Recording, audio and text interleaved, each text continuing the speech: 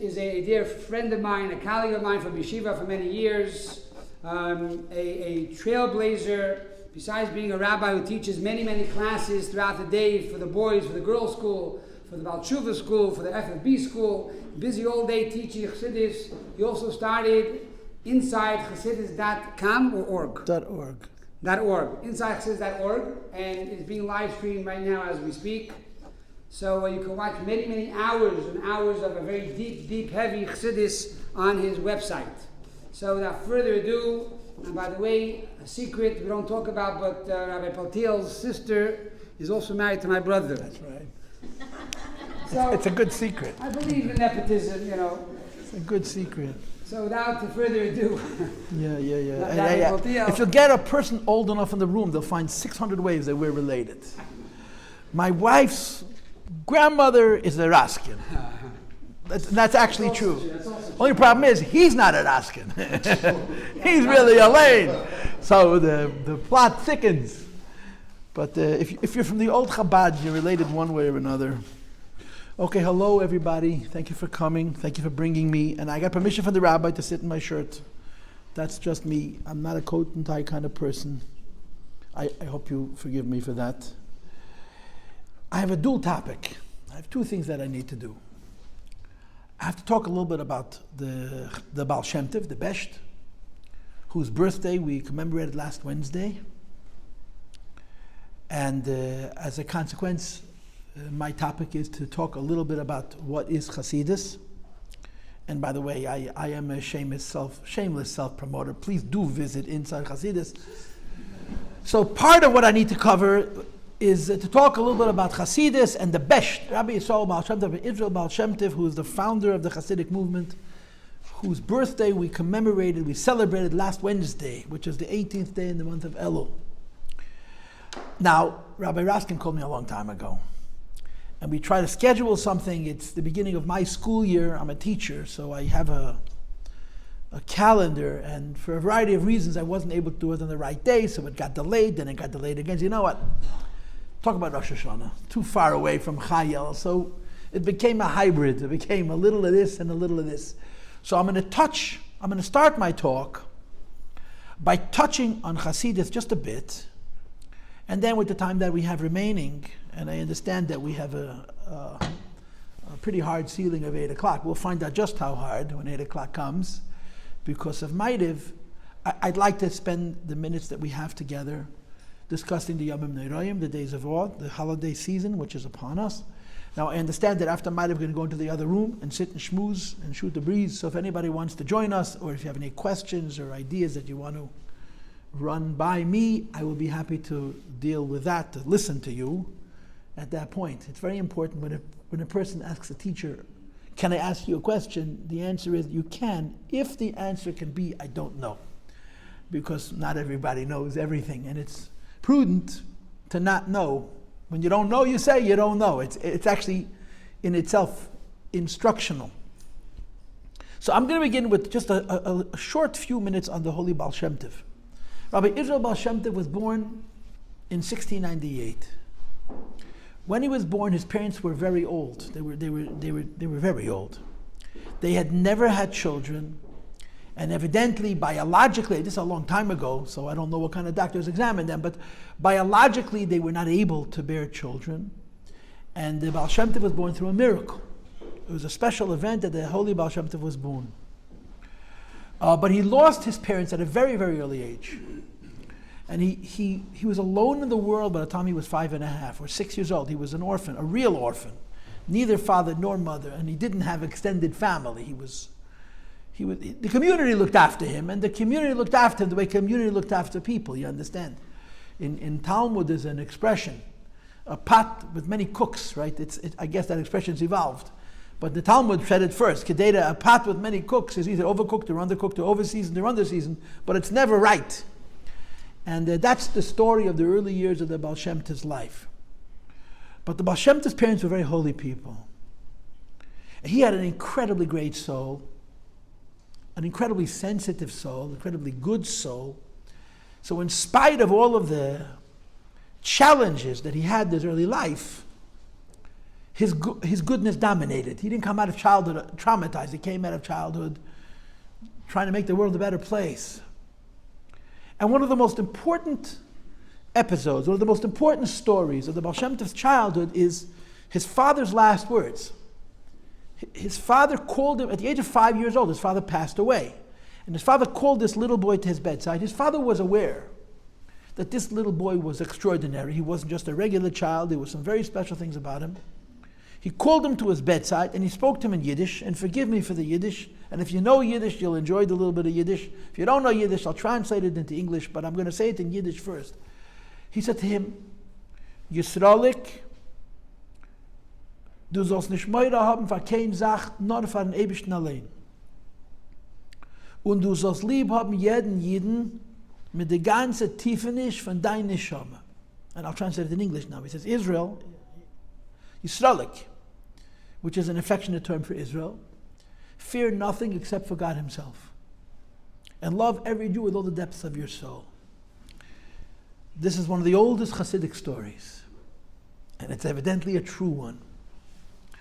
The previous Lubavitcher Rebbe says that in this little exchange, the code of everything that Chassidus teaches is actually found. In other words, the Baal Shem Tov's father, at the age of 5, communicated to him what in essence would be the philosophy and lifestyle that the Baal Shem Tov would engender, would develop and create and radiate out into the world. Because Chassidus is built on two poles, the two core ideas in Chassidic thinking and philosophy and theology. The first is called the unity of God, the oneness of God. The oneness of God doesn't mean that there's only one God and not two. That's common sense. The oneness of God means he's the only guy in charge. Everything that happens, he does. He's the absolute master of the world. This is a core belief of Chassidus, that we believe in absolute oversight. We believe in perfect hashgacha. We believe that everything that happens in the world, including the really, really ugly stuff, happened because God made it happen or allowed it to happen. Because we believe in complete unity. It's a huge theological issue. A lot of very important people screaming at each other for the last 3,000 years. But this is the position of Chassidus, that God is the absolute master of the world. No, he's not up there flying around with the angels, busy with the important stuff. He's busy here. Every little thing that happens in this room with each one of us, he's involved with and he's concerned with and he manages. He provides providence for, direction. That's the first core belief of Chassidus. And that's the first half of the phrase. Fear nothing except for God himself means there's nothing to fear but God, because he's the only person, the only entity, I should say, with real authority, with real power. The second half of the statement, which is love every Jew with all the depth of your soul, goes to the other core belief or teaching, priority in Chassidus, which is the Jewish Nishama, the Jewish soul. The idea that each one of us has a soul inside of ourselves, and that the soul inside of ourselves is more important than our mind and our consciousness. In other words, where does goodness come from? We live in a modern world. This is a huge debate that goes on every day in every walk of life, in different words, but the question is still asked. Where does goodness come from? Does goodness come from my intelligence, or does goodness come from my conscience? Is goodness something that I process and develop and decide and determine consciously, deliberately with my mind? Or is there a goodness that comes from something much deeper inside of me, where I'm not creating the goodness, I'm simply accessing the goodness? And if you understand the modern world, you understand that there is clearly two camps, there's two groups of people. Some people say the most important thing in the human being is his mind or her mind, and our intellect makes decisions, our intellect thinks critically, our intellect is able to take old ideas and throw them away and replace them with new ideas, and that goodness lies in the ability to use our mind to search for, quote, truth. There's another camp that says that goodness really lies inside of us, and the best word to use to indicate this would be conscience. Human beings have conscience. We have a deep sense of good. We have a deep sense of right and wrong, right? Usually conscience has a first name. It's a very, very Jewish word. Guilty. Conscience goes along with guilty, but it doesn't have to be guilty. It can just be truth. The conscience of a person makes us good. And often it makes us good in ways that are even surprising to ourselves. Sometimes we're better than we think we would be, or people surprise us. People turn out better than we think they would be. Chassidus, without a question, believes the latter, not the former. Chassidus teaches that there's a soul. The soul is deeper than the mind, and the human being is defined more by his soul than he is by his intellect. In other words, to live a healthy, successful, and I'm going to use a bad word in a shul, God forgive me, happy life, for a person to experience joy and happiness and purpose in life, they're far better served to define themselves by the inner voice, but then to quiet that inner voice by their intellect and try to recreate a new world using their own mind. And that's really the Chassidic thinking. And because of this, when Chassidus looks at a person, any person, all of humankind, but in a specific way when it talks about Jewish people, we speak about the Yiddish Nishama, the soul. And there's an argument that the soul is good. We are a mixed bag, right? We're a little of this and a little of this. We have one rule about our lives. The rule about our lives is we want nobody to judge us. Don't look too close, right? If you look in the mirror too close, you're going to find something you don't like. So don't look so close. We don't want to be judged. We don't want to be noticed. We want to just be. We are what we are. But the neshama, the subconscious, the soul, the conscience, the place from where we have a deep inner sense of right and wrong is truly good. And Chassidic thinking is based heavily on giving the soul voice. In other words, if you understand Chassidus, you know that Chassidus has a two-step process. Number one, identify your soul, acknowledge your soul, and celebrate your soul. Which means identify, acknowledge, and celebrate the fact that the greatest things about me are not the things that I did. The greatest things about me are inside, are my goodness. Then there's a number two, which is the trick, the difficult one. Figure out how to create an actionable life, a practical, actionable life that will give voice to my soul. Having a soul is nice, but using the soul, getting ourselves more often than not to make good decisions rather than poor decisions based on that voice, that inner voice, is difficult. And that's the second part of the process of what Chassidus is wishing to achieve. Chassidus talks to you that there is a soul, and argues it pretty good, but Chassidus is almost 300 years old. Last Wednesday, Chassidus turned 288, for those who care. There's an official birthday. The United States of America, probably the only country in the world that has an actual birthday. We know when it started and why it started, and by whom it started, and where it started, and for what it started.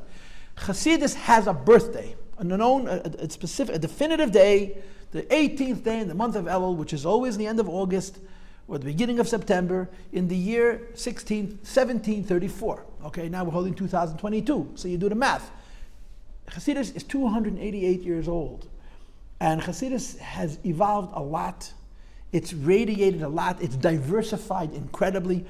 If you got enough Chassidim in the room, you would realize, everybody looks at them, at those people with the funny hats, as a monolith. They're all in one big, the Hasidim, the ultra, the 3 times ultra orthodox. The Hasidim is 3 ultras. But there's so many different philosophies. And there's so many different cultures. There's Russian Chassidus, there's Polish Chassidus, Galician Chassidus, there's Hungarian Chassidus, there's Romanian Chassidus, there's Czechoslovakian Chassidus. Each one of these movements reflects the country of origin. The culture of the Chassidus will reflect the environment in which they live. Russian Chassidus will reflect Russian culture, Russian thinking, Russian way of life, as will a Galician Chassidus or a Polish Chassidus. And that's why there's such incredible diversity in Chassidus. But behind it all, there's a common thread.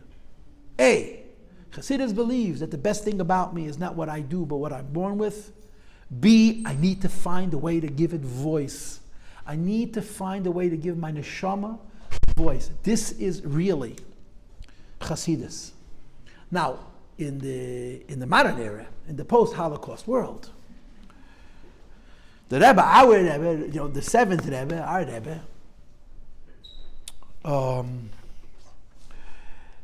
who was a very original thinker, very creative man.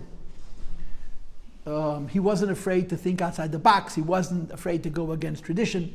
I think the best way to describe the Rebbe is by saying he changed so many things in Jewish culture and tradition so that nothing about Jewish tradition and culture should change at all. It's actually a credible irony.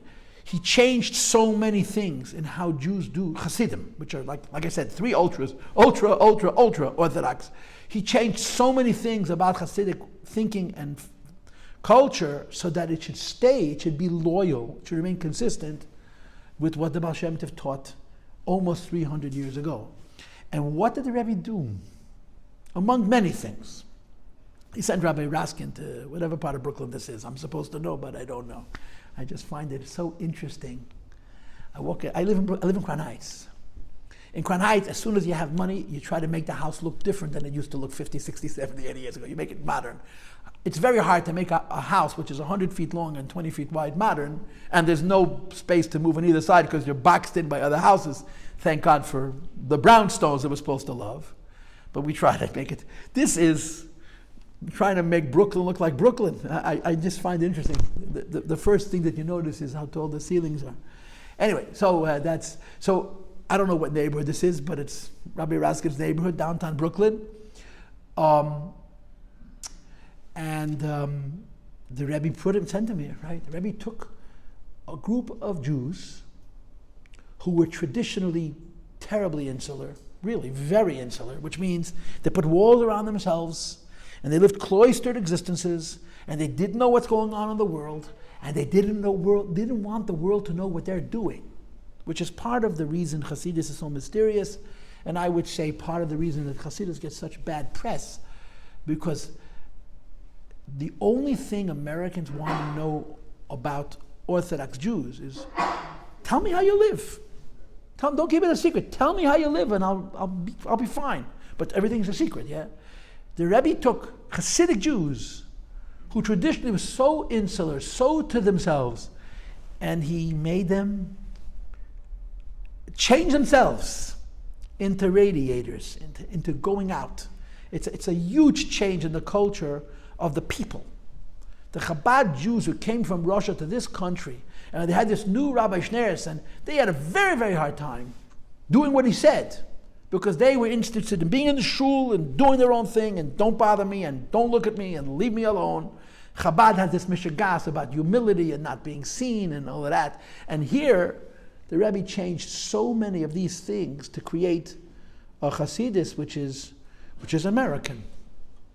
What is America? America, a guy once told me, Americans don't make the best machines, but they certainly know how to sell them. America is the best merchant in history. We know how to sell anything. We can sell you a piece of junk and you'll think it's gewaldic. You have to just put it on the right bumper sticker and you have to pay, the right makeup and the right whatever it is, right? America is a country that demonstrates, that shows. So the Rebbe says we're going to create a Chassidus that demonstrates.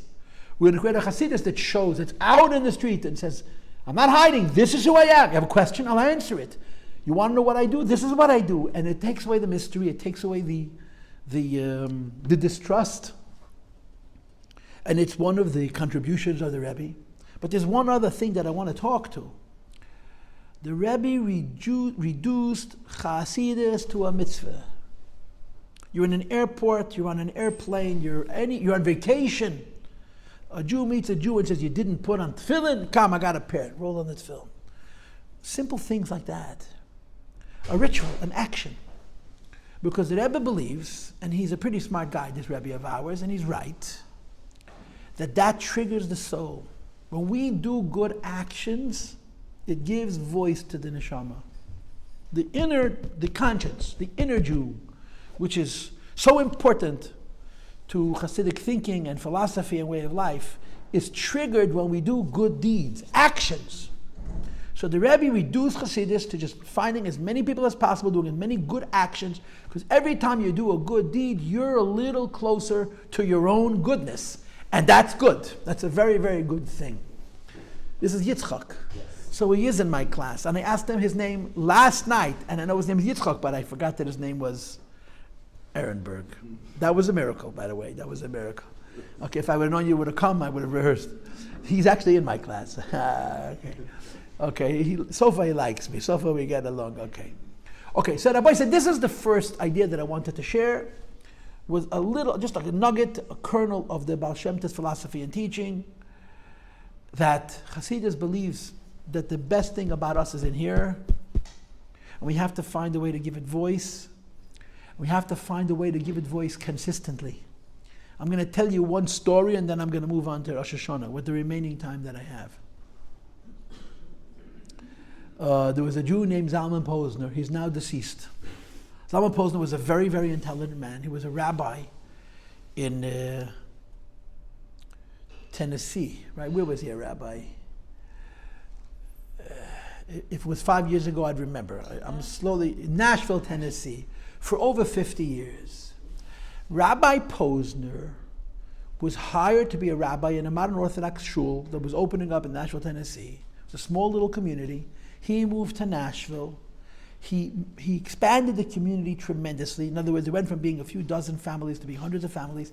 And he built a school, an Orthodox day school, where hundreds, perhaps thousands of children by today were given a proper Jewish education in the South. Rabbi Posner, as much as he was the pulpit rabbi and the speaker and the socializer, he was really an intellectual. He was a boring geek. He was one of those. He was a braino, very intelligent man. He was a very, very smart man. And if he had his way, he would have been a professor, not a rabbi. But he was a chassid, and a chassid does what he needs to do, even if it's not exactly consistent with his personality. So Rabbi Zalman Posner tells a story, 81 years ago. Here's the story. Crown Heights in those days, this is not Crown Heights, this is downtown Brooklyn. It was Crown Heights, which is just half an hour from here, was like the Beverly Hills of Brooklyn. The buildings had such tall ceilings. It was dominated by a Jewish population of modern Jews, Reform Jews, conservative Jews. There were some Orthodox Jews who were well-to-do, but most of the Orthodox Jews lived in the poor neighborhoods in Brooklyn. It was a very modern community, and the previous Lubavitcher Rebbe bought a house at 770 Eastern Parkway. Now, of course, the big fear at that time was that was the end of the property value. Well, if today's prices reflect anything of the past, it's impossible to buy a house in Crown Heights or any place in Brooklyn at this point. So I guess the property value is up and down.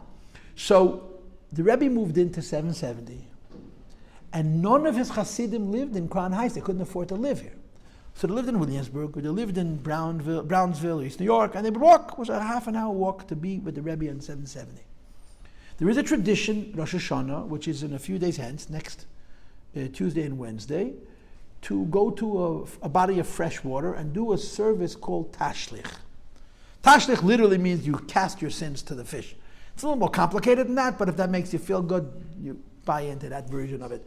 But you go to a body of fresh water where there's fish, and there's all kinds of wonderful characteristics of fish, and you read a certain prayer. It's entirely Kabbalistic.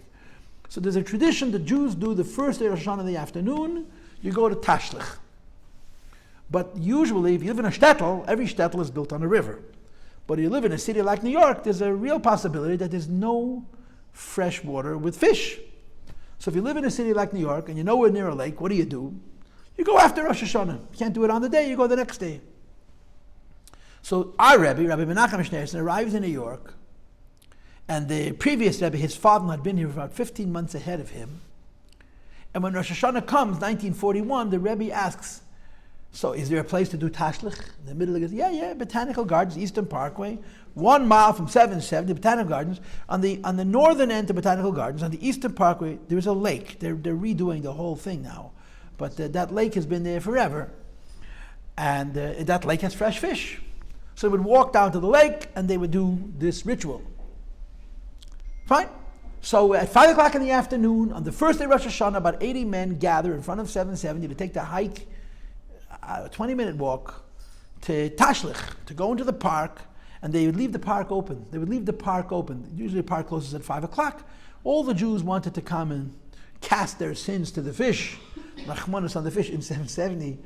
They always have fresh fish, and by the time the holiday is over, all the fish are deceased. And they say how many sins each fish ate before Nebuch the fish. where their souls went up to heaven. I think it's more because the little kids are poking at them than our sins, but nevertheless, the fish have to carry all our sins. That's the way people say it. It's not so simple. Anyway, so the Rebbe gathers, the people gather, and our Rebbe, who was not the Rebbe at the time, his father was the Rebbe, says, oh, so what do we do? Oh, we just walk. So the Rebbe, our Rebbe, who was a young man, says, well, wait a minute. We're just going to walk? It's wrong. So everybody stops. So they say, okay, if this is the wrong way to walk, how should we walk? The Rebbe says, walk in formation. Everyone should have a buddy, a partner, and march like you're in a military order, which is exactly what the Chassidim needed in Crown Heights. They wanted to be unseen and unheard because the people, they were not in love with them at that time. And here the Rebbe says, no, make a scene. Line up in pairs and march in lockstep. And then he stops and he thinks. He says, and we should sing. In other words, disturb the peace, wake up everybody, just bother people. So Rabbi Posner said the first miracle was no one told the Rebbe he was out of his mind, but he was out of his mind. What a crazy idea. In Crown Heights in 1941, it was unheard of. And everybody did what he was told. They got in pairs, they marched singing. Now remember, Crown Heights is full of Jews. It's the first day of Rosh Hashana. Everyone has been to temple. Everyone. Reform, conservative, everyone has been to shul. It's the first day of Rosh Hashana. So no one is working. It's after the service. People are home. And then they hear noise, so they come out in the street. So it becomes a scene. It becomes a spectacle. Hundreds and hundreds of people opening windows and looking at the Chassidim walking the mile to the little pond in the botanical gardens to cast their sins to the fish. Zalman Posner was 14. And he was looking for a sewer to climb into. He was so uncomfortable. He was so embarrassed. This is not the Chabad. He was into brain stuff. What's the singing in the street and bothering people? And when the Rebbe went back to 770, he didn't go back the same way. He went back with Union Street. In other words, he didn't bother enough people on Eastern Parkway, so he went back the other way, marching and lockstep, waking up all the Jews on Union Street. Oh, look, here we are. We're singing in the street. So Rabbi Posner says, I learned the power of prayer. He says, because I prayed, God Almighty, next year, please get me out of this indignity. Whatever it takes, find me another way to tashtech other than to march with all the Hasidim singing in the streets of Eastern Parkway then. And God answered his prayer. God answered his prayer in the form of an old chassid who couldn't walk fast. I used to pray very slowly, and he went over to Zalman, who was his teacher. He says, listen, Zalman, I can't walk as fast as the Ramash. That's what they called the Rebbe in those days. I certainly can't pray as fast as the Ramash. He prayed very slowly. Would you mind walking with me? And Zalman says, would I mind walking with you? I'd be delighted. As long as I don't have to sing in the street, I'm good.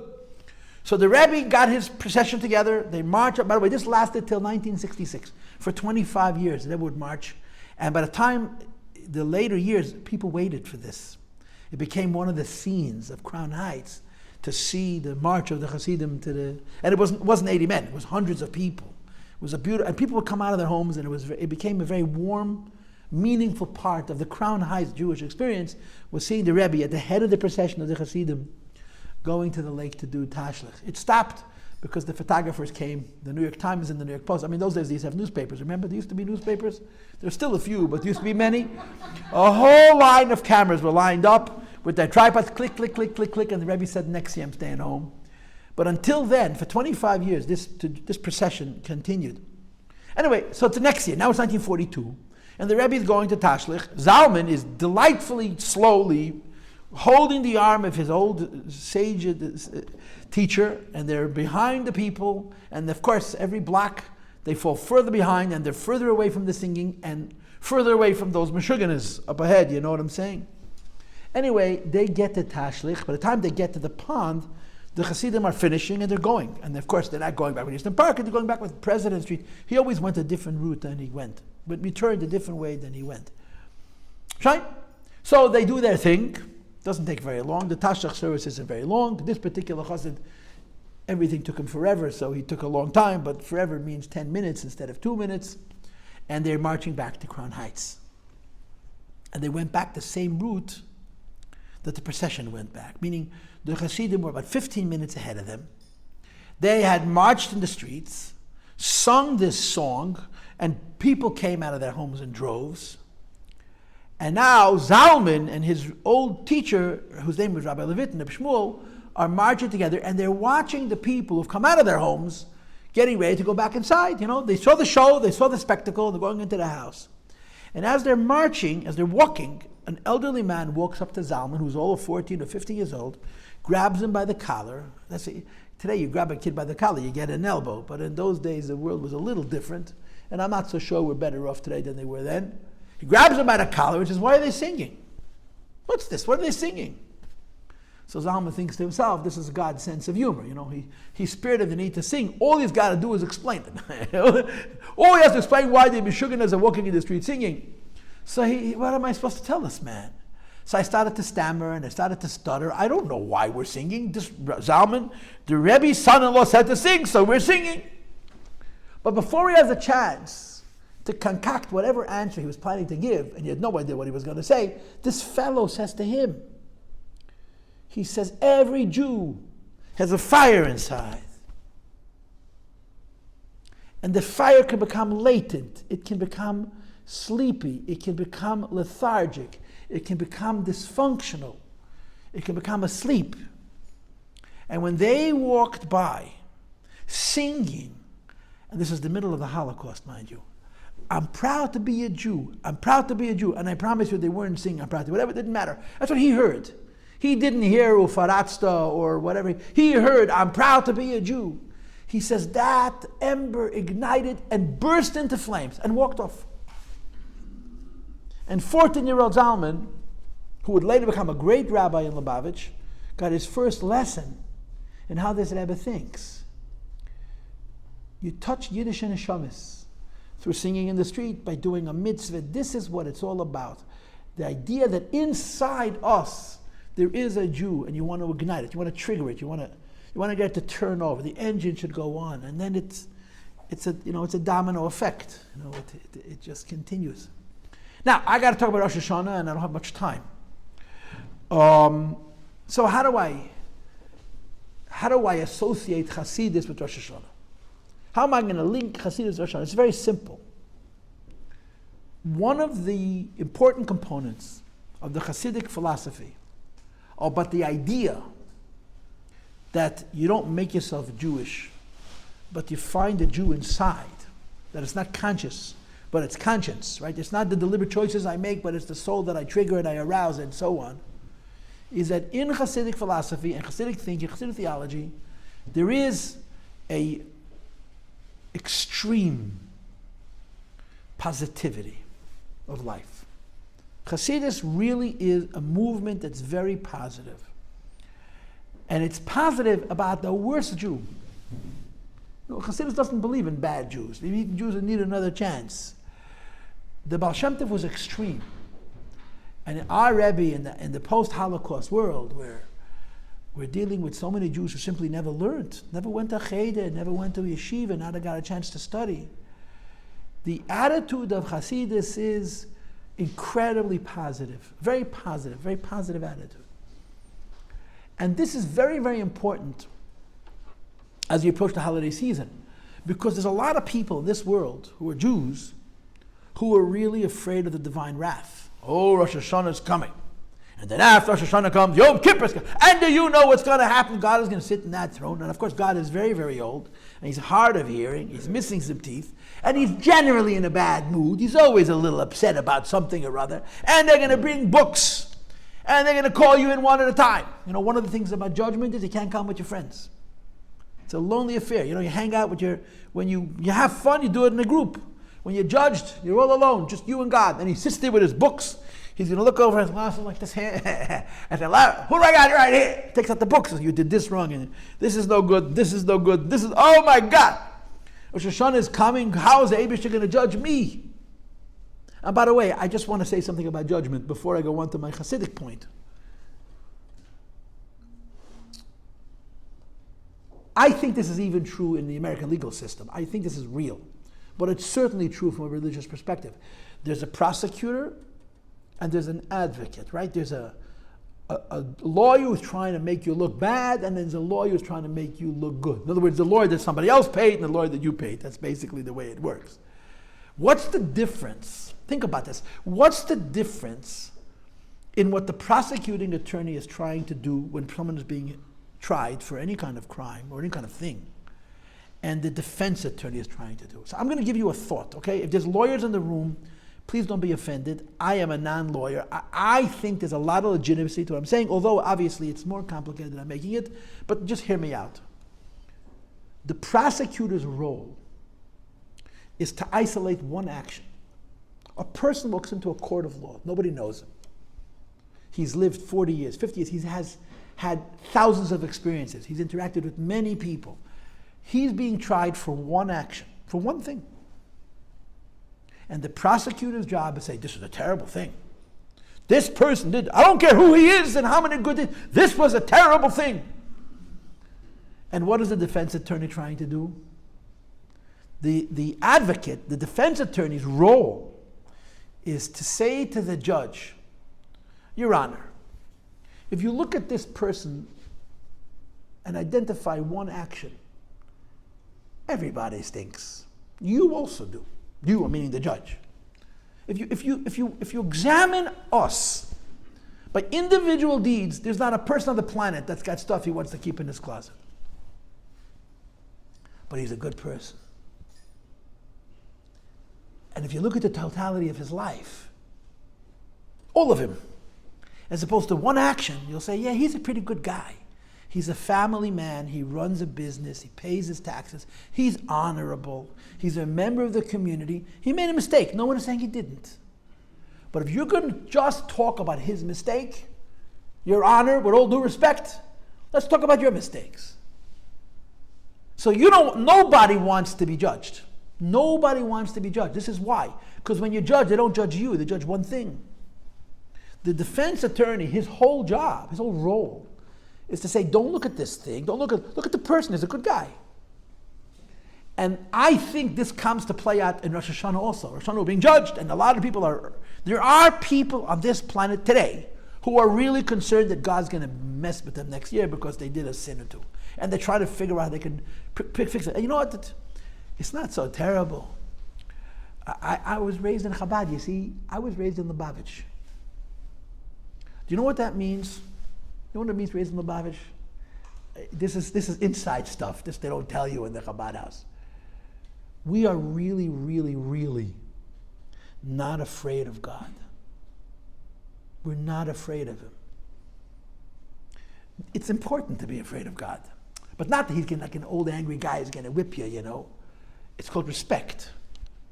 But the culture that we were raised with, which is a Chassidic culture, is that God is good. And when Rosh Hashanah comes, our mindset about judgment is predicated on the presumption that God's a good guy.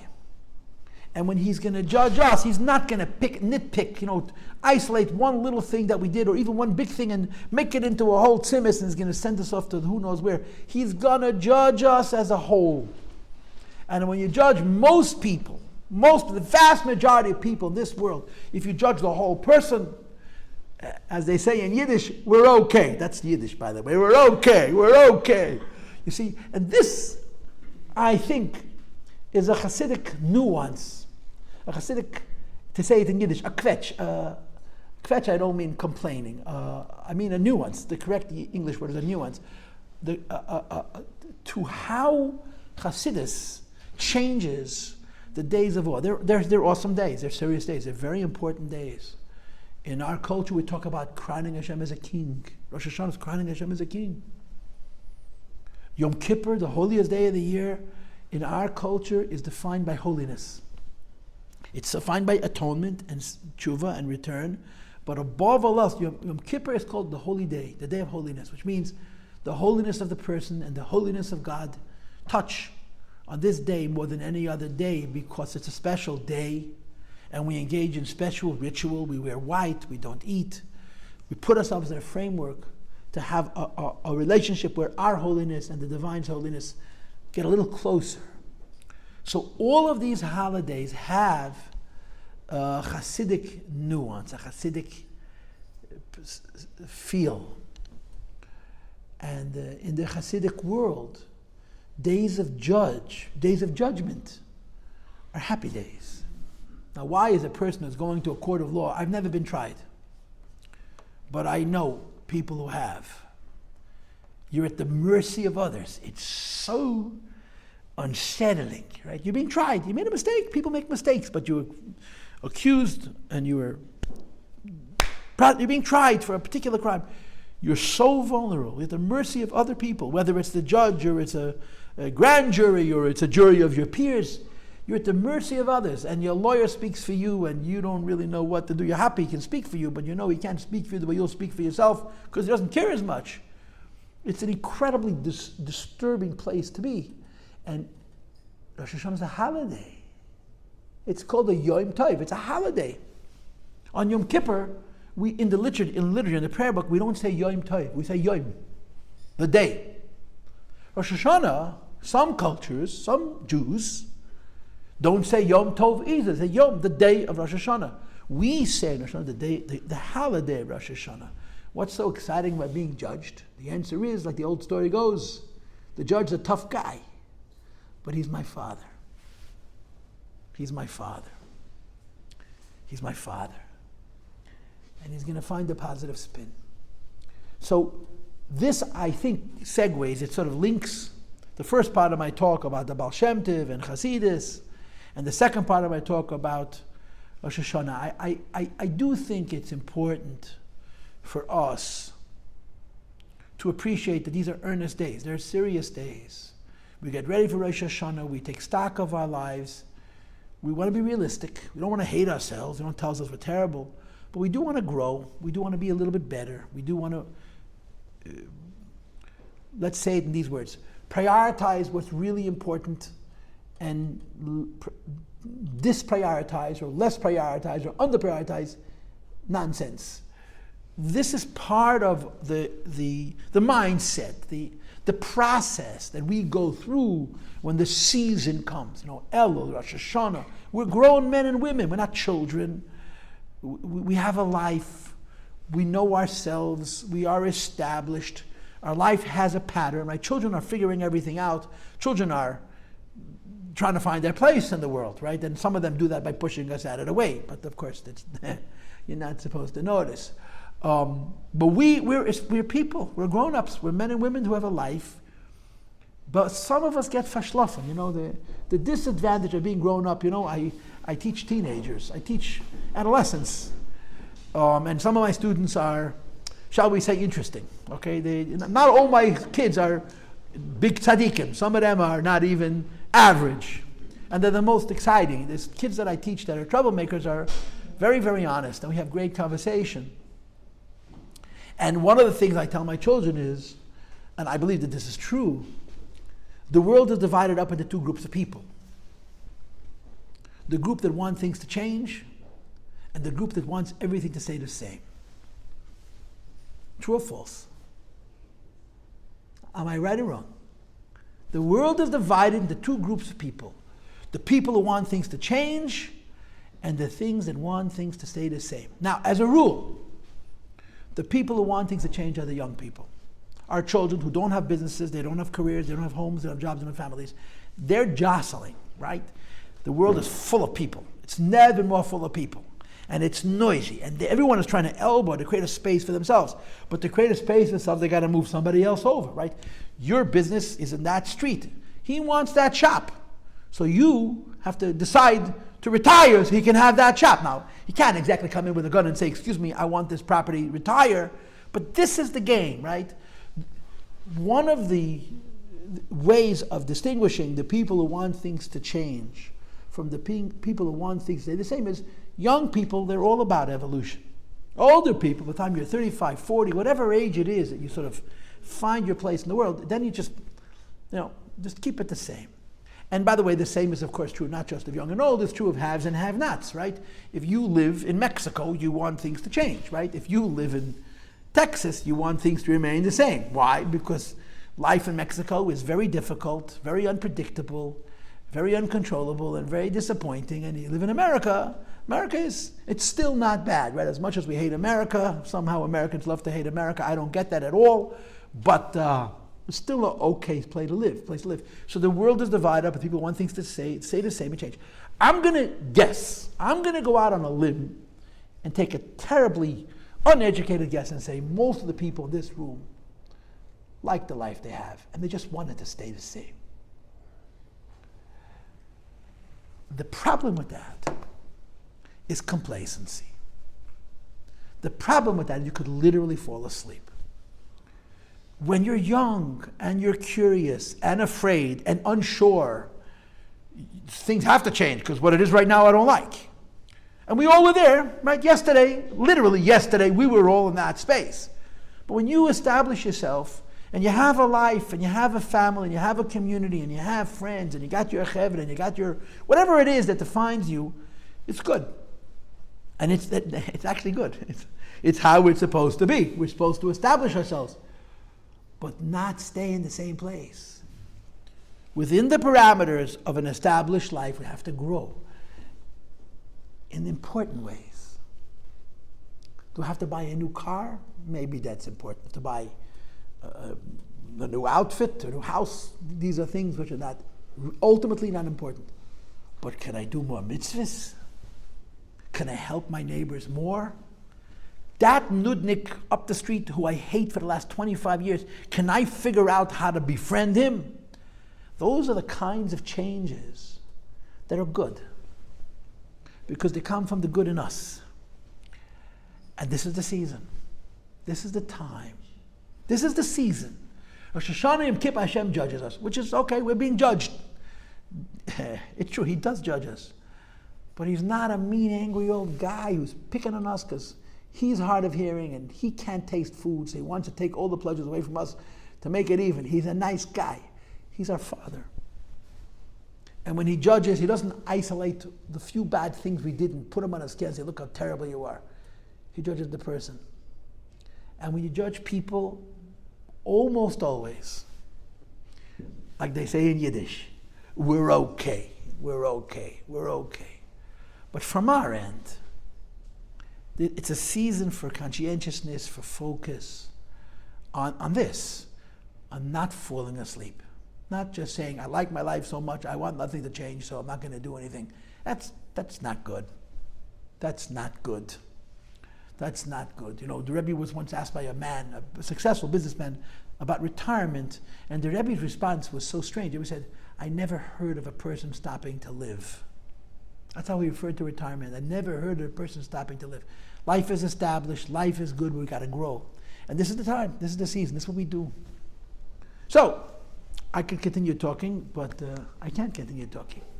Because like everybody else in the real world, I'm not fully in charge of myself. There are other factors at work. So I want to finish by saying, first of all, thank you for coming and listening to me. And from what I can tell, you listen to me. And nobody fell asleep. I'm pretty good at noticing those. And I want to wish all of us a year of health. The two things that we never talk about that are the most important things in the world are health and wisdom. If we have our health, and the definition of health, in my view, is that you don't need a doctor. Not that the doctor says you're okay. We should have real health for ourselves, for our spouse, for our children, and for everybody that's in our sphere. And we should make our spheres bigger. And we should have wisdom. Seichel, real seichel, the wisdom to remember what's really important and to use the blessings that Hashem has given us, the health that we have and the wealth that we have and the community that we belong to and the social group that we belong to, the influence that we have. We should use all the gifts God has given us wisely and constructively and make the world a better place. And then Mashiach will come.